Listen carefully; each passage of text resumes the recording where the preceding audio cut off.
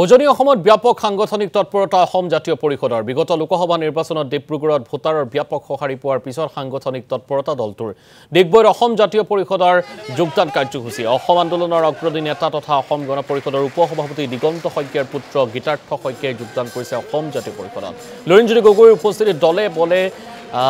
জাতীয় পৰিষদত যোগদান কৰিছে গীতাৰ্থ শইকীয়াই সমষ্টিটোৰ 13খন পঞ্চায়তৰ কেইবাটাও দলৰ 3 শতাধিক নেতাকৰ্মীয়ে যোগদান কৰিছে দলটোত শীঘ্ৰে প্ৰাক্তন মুখ্যমন্ত্ৰী প্ৰফুল্ল কুমাৰ মহন্তৰ পুত্ৰ শ্যামন্ত কাশ্যপেও যোগদান কৰিব অসম জাতীয় পৰিষদত দলত যোগদান কৰি এই কথা জনালে গীতাৰ্থ শইকীয়াই ৰাজ্যৰ আৰু বহুকেইগৰাকী নেতাই অসম জাতীয় পৰিষদত যোগদান কৰিব বুলি মন্তব্য কৰিছে লৰিণজ্যোতি গগৈ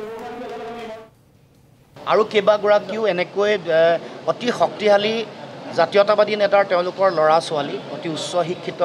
আৰু খুব প্ৰতিভা থকা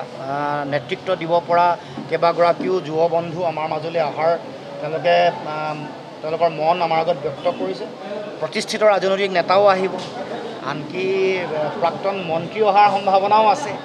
কিন্তু আমি আজিয়ে ক'ব পৰা হোৱা নাই কাৰণ আলোচনা চলি আছে কাৰণ ৰাজনীতিটো জানে নিখাৰ ভিতৰত বহু কথা সলনি হৈ যায় প্ৰাক্তন মুখ্যমন্ত্ৰী প্ৰফুল্ল কুমাৰ মহন্তৰ পুত্ৰ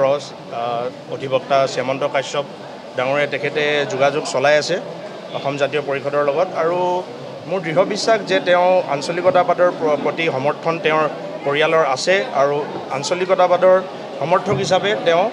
অতি শীঘ্ৰে অসম জাতীয় পৰিষদ দলত